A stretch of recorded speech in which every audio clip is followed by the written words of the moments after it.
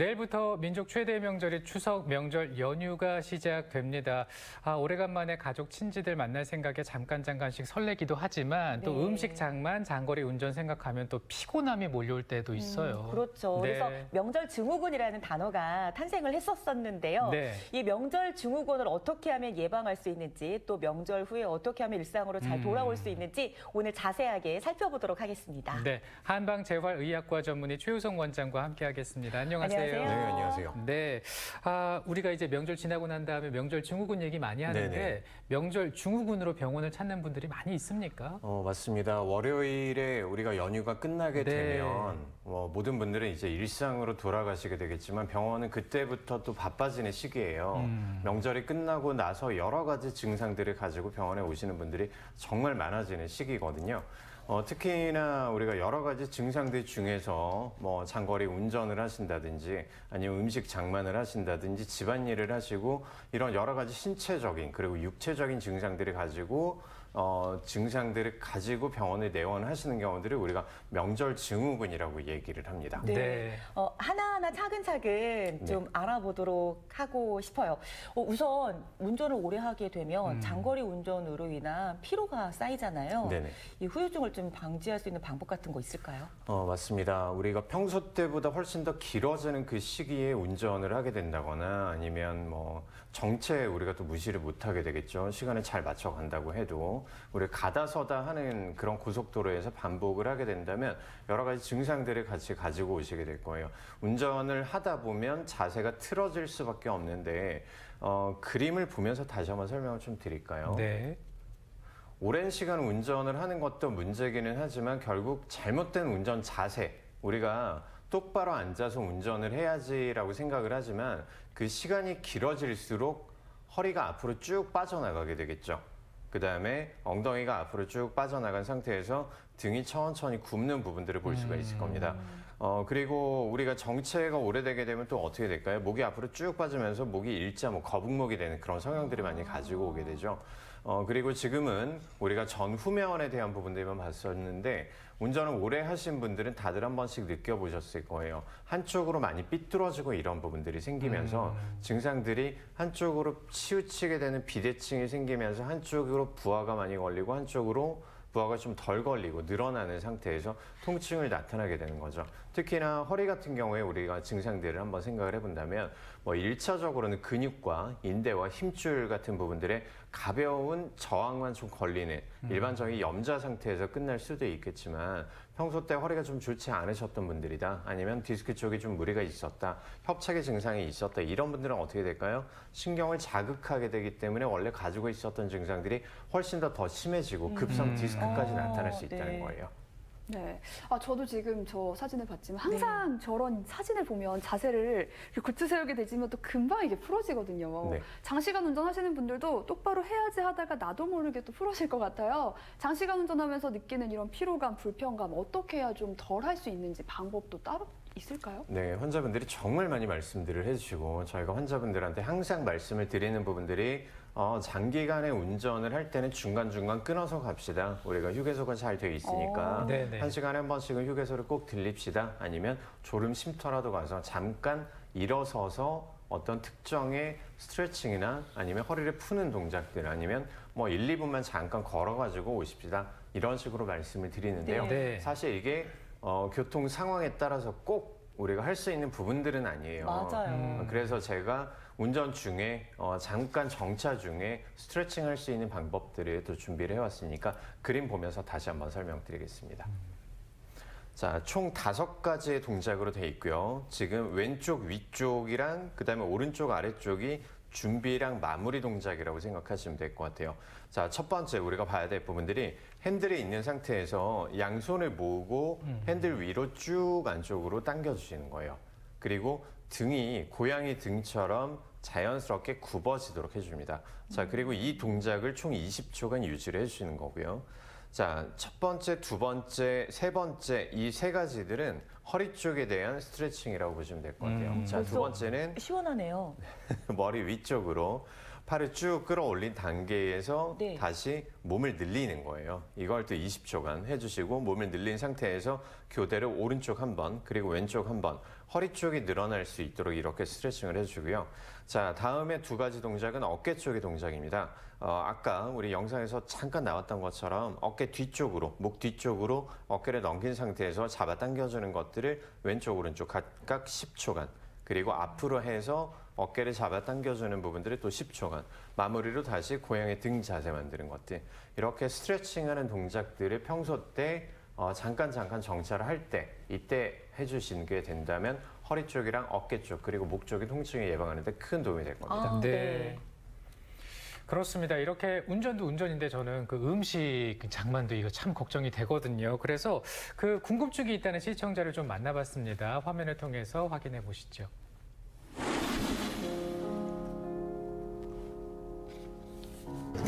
제가 명절 때마다 음식을 많이 하는데 이제 음식을 많이 하고 나면은 손이나 허리 통증이 나타나더라고요. 이럴 때 하면 뭐 좋은 스트레칭이나 이렇게 받는 치료법이 따로 있을까요? 아, 정말 네. 여성분들이라면 특히 며느리들은 많이 공감이 되실 텐데요. 그렇습니다. 음식을 막 많이 하고 나면 아구 그 허리야, 뭐 맞아요. 이렇게 어깨야, 막 네. 이렇게 되잖아요. 그래서 알아눕는 분들도 계시더라고요. 병원에 오시는 분들도 많나요? 네, 맞습니다. 특히 우리 주부님들 같은 경우에 그리고 우리 어머님들 같은 경우에 명절이 끝나고 나서 음식 장만을 하시고 음식 장만했던 부분들을 또 다 치우시고 그다음에 뭐 집안일 하시고 여러 가지 상황들 때문에 관절 쪽으로 많이 나타나는 그런 특징들이 있어요. 아까 우리가 봤던 장시간의 운전으로 인한 허리 쪽이나 아니면 어깨 쪽의 통증은 뭐 남자분이든 여자분이든 뭐 공통적으로 많이 나타난다면 특히나 음식 장만을 통해서 집안일을 통해서 관절 쪽에 소관절 쪽의 증상들을 같이 가지고 오시는 분들은 우리 주부님들이 훨씬 더 많으시다라고 봐야 되거든요. 자, 음식을 장만하는 자세들을 한번 생각을 해봤을 때 거의 대부분이 아직까지 우리는 좌식 생활에 길들여져 있기 때문에 바닥에서 하는 부분들이 많아요. 그렇게 되면 무릎을 뭐 쪼그리고 앉아서 뭔가 할 때도 많을 거고 그다음에 양반다리를 해가지고 전을 붙이는 자세들 이런 것들 정말 많죠. 그다음에 또 한 가지 우리가 해야 될 부분들이 뭔가 물건을 우리가 내려놓고 그다음에 올리고 이런 동작에서 허리 쪽을 많이 사용을 한다든지 쪼그리고 앉았다가 다시 또 일어설 때 이럴 때 간단하게 우리 무릎에만 한번 생각을 해봤을 때 쪼그리고 앉아있을 때가 일반적인 내 무릎의 부하의 한 9배 정도가 더 많다라고 얘기를 하거든요. 네. 그리고 앉았다가 일어설 때 또는 뭐 양반다리 할 때도 7배에서 한 8배 정도의 하중을 훨씬 더 많이 가지고 온다라고 얘기를 하는데 이렇게 관절에 부하가 많이 걸리게 되면 결국 병이 나게 되는 거죠. 내가 평소 때 운동을 좀 해주시고 그다음에 관절 건강이 정말 건강한 사람들이라면 뭐 괜찮을 거예요. 근데 평소 때 내가 그렇게까지 운동을 신경 쓰지 못했던 사람들, 몸이 좀 약했던 사람들, 이런 사람들은 무릎 보호대를 사용하시는 것도 한 가지 방법입니다. 네. 우리가 아주 전문적인 운동을 할 때 쓰는 이런 무릎 보호대도 좋지만 그냥 일반적으로 주변에서 구할 수 있는 무릎 보호대를 미리미리 장만을 좀 해놓으시는 거예요. 그리고 어떤 동작이든지 간에 한 가지 동작을 계속 지속적으로 수행하는 것들이 모든 관절과 그다음에 척추의 부하를 많이 주게 되는 네. 거예요. 항상 시간을 정해놓고 큰 일을 조금씩 잘게 잘라서 하시는 부분들 1시간에 10분간 쉰다, 1시간 하고 10분간 쉰다 이런 식으로 계속 뭔가 조절해서 해주시는 부분들 그리고 워밍업이라고 얘기를 하죠. 우리가 관절을 사용하기 전에 아까 손목이 좀 많이 아프실 것 같다라고 이제 말씀을 해주셨는데 일을 시작하시기 직전에 우리가 스트레칭을 해주고 그 다음에 관절을 예열시켜주는 부분들도 좋고요. 그 다음에 뭐 욕조나 이런 부분들에 조금 우리가 뜨끈한 물로 한 1분 정도만 담궈 놓고 온도를 올려주는 것도 훨씬 더 도움이 됩니다. 네. 여러 가지 방법을 좀 말씀을 해주셨고, 근데 이제 음식뿐만 아니라 음식 먹고 난 다음에 설거지 이것도 장난이 아니거든요. 맞아요. 이 설거지 잘못하게 됐을 때 명절 증후군 생길 수 있다고 하는데 맞습니까? 네, 맞습니다. 네. 결국 설거지를 하는 자세도 마찬가지예요. 우리가 꼿꼿하게 서서 허리에 하중을 제대로 주고 하는 것들이 아니라 앞으로 한 15도에서 20도 정도 굽힌 상태에서 힘을 허리 뒤쪽에 있는 근육들이 다 쓰게 되거든요. 그러면 근육에 힘이 빠지고 디스크에 하중이 더 많이 가해지면서 디스크의 가능성이 훨씬 더 높아지게 되는 거죠. 그리고 설거지를 하고 나서 급성 요통 오시고 급성 디스크 오시는 분들이 병원에 정말 많습니다. 근데 이런 증상들이 명절이었으니까 아플만 하지 하고 쉬어도 되는 건지 아니면 병원을 가야 되는 건지도 궁금하고요. 어느 정도 심해서 병원에 갔을 때 또 어떤 치료를 받게 되는지도 좀 말씀해 주시면 좋을 것 같은데요. 항상 제가 어떤 연부 조직 쪽에 문제가 생겼을 때 그 기준으로 삼는 부분들이 우리가 편안하게 쉬었을 때를 기준으로 약 3일, 72시간을 지속을 했을 때 통증이 반 이하로 떨어지지 않으면 이때는 병원을 내원을 하셔야 됩니다라고 항상 말씀을 드리거든요. 기타 부가적으로 안쪽에 통증이 이때까지 우리가 느껴봤던 통증들에는 양상이 좀 많이 틀리다든지 다리가 저려요. 네. 아니면 팔 쪽이 저려요. 아니면 밤에 통증 때문에 잠을 번쩍 깼습니다. 어깨 통증이 보통 이제 그런 식으로 나타날 수 있거든요. 네. 이런 식의 증상들이 나타났을 때는 병원을 내원을 해주셔야 됩니다. 그리고 이런 명절 증후군으로 병원을 내원을 해주셨을 때는 여러 가지 치료법들이 있지만 일단 뭐 골격 구조를 바로 맞추는 추나요법들 그리고 뭐 연부 조직에 문제가 있을 때 염증을 줄여주고 근육을 이완시켜 줄 수 있는 약침이나 봉침요법들 그리고 뭐 안쪽에 구조적인 손상이 있을 때는 한약요법들 이렇게 세 가지로 치료를 할 수가 있습니다. 네. 자, 이쯤 되면 이제 치료 방법이 무척 궁금해지는데요. 어떻게 치료할 수 있는지 화면을 준비해 봤습니다. 보시면서 한번 궁금증도 풀어보겠습니다. 네, 보통 젊은 여성분들이 평소 때 운동이 많지가 않게 되면 어떤 특정의 동작들을 수행을 했을 때 통증을 느끼기 훨씬 쉬워지게 되겠죠. 그만큼 몸이 취약하기 때문인데요. 자, 지금 보시는 것처럼 오른쪽의 하체와 왼쪽의 하체가 밸런스가 조금 안 맞는 것들을 볼 수가 있었어요. 네. 오른쪽의 둔부가 조금 더 뒤로 튀어나와 있는 정확하게는 장골이라고 하는데 장골의 후하방 변이를 가지고 왔었고 지금 보시고 있는 것들이 추나요법이라고 얘기를 합니다. 네. 이 추나요법이 좌우로 틀어져 있던 그리고 전후면에 배열이 맞지 않았던 척추와 관절의 부하를 다시 또 맞춰주는 거고 특히나 이분 같은 경우에는 허리 쪽과 그다음에 목 쪽의 통증 때문에 추나요법을 시작을 했었고요. 자, 지금은 오른쪽에 이제 근육과 그다음에 인대 쪽에 약침이 들어가는 분들이에요.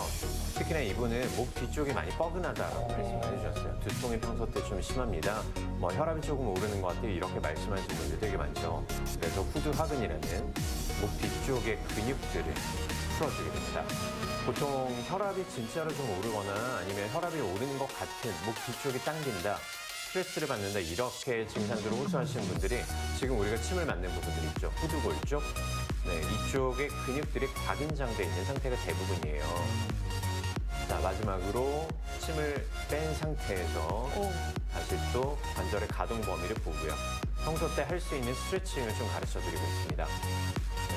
아직까지는 스트레칭을 하는 방법들이 좀 어색한지 가동 범위가 잘 나오지 않는데 집에서 우리가 뭐 전 부치시기 전에 아니면 뭐 설거지 하시고 나서 이런 스트레칭들 꼭 한번 해보시기 바랍니다. 알겠습니다. 지금 이제 설거지 치료법에 하고 대해서 좀 살펴봤는데 사실 근데 좀 궁금한 게 추나요법인데 네네. 이 추나요법으로 증상이 많이 완화된다고들 말씀하시거든요. 네. 구체적으로 좀 설명을 해주세요. 척추와 관절의 문제는 크게 두 가지로 대별할 수가 있어요. 네. 척추 같은 경우에는 좌우의 비대칭에 대한 부분들. 그다음에 이제 우리가 뭐 명절 증후군에서 나타날 수 있는 손목의 문제이거나 무릎 쪽의 문제이거나 이 부분들은 과사용 증후군이라고 해서 많이 써서 불편한 거예요. 결국 추나요법은 이렇게 두 가지 척추의 비전형적인 밸런스의 붕괴 그리고 과사용 증후군에 대해서 결국 내 몸에 틀어진 구조물들이 다시 또 바로 움직일 수 있도록 비정상을 정상화시키는 거예요. 이렇게 움직임만 바로 잡아줘도 통증이 나타날 만한 염증 반응이 나타날 만한 이런 베이스를 충분히 제어를 할 수 있기 때문에 결국 추나요법을 통해서 내 몸에 밸런스를 맞춰놓는다 이렇게 생각하시면 될 것 같습니다. 혹시 이런 한방 치료가 뭐 부작용 같은 거는 없나요? 좀 간단하게 부탁드릴까요? 크게 걱정하실 부분들은 없는데 다만 한 가지 우리가 걱정을 해야 될 부분들은 우리가 순간적으로 뭐 주저앉거나 안 그러면 부딪히거나 이런 골절에 대한 부분들이거나 아니면 뭐 신경학적인 문제들이 과도하게 좀 나타났을 때 이때는 정확한 검사를 통해서 정확한 진단을 받고 그다음에 다른 치료법들을 또 생각을 해봐야 될 거예요. 그래서 아플 때는 빨리빨리 병원을 내원을 해주시고 정확한 진단 받으셔야 된다는 거 꼭 명심하시기 바랍니다. 알겠습니다. 오늘 한방 재활의학과 전문의 최유성 원장과 함께 명절 증후군에 대해서 살펴봤습니다. 명절 잘 보내시기 바랍니다. 네, 고맙습니다. 감사합니다. 네. 최윤 리포터도 오늘 좋은 소식 감사하고요. 즐거운 명절 보내세요. 네, 명절 잘 보내세요. 고맙습니다. 충청북도가 추석 명절 연휴를 맞아서 긴급 응급 상황에 대비하기 위해서 713곳에 응급 진료 체계를 운영한다고 합니다. 네, 보건기관과 또 병의원, 약국 등인데요. 추석 명절에 운영되는 의료기관은 보건복지부 콜센터를 이용하시면 되겠습니다. 네. 129번 네. 이용해 주시기 바라고요. 네. 또 구급상황관리센터는 119, 그리고 응급의료 포털, 응급의료 정보 제공 앱에서 확인할 수가 있습니다. 이 번호들 잘 기억해 두셨다가 안전하고 건강한 연휴 보내셨으면 좋겠습니다. 네, 즐거운 추석 명절 연휴 되시고요. 저희는 다음 주 목요일 이 시간에 인사드리겠습니다. 시청해 주셔서 고맙습니다. 고맙습니다.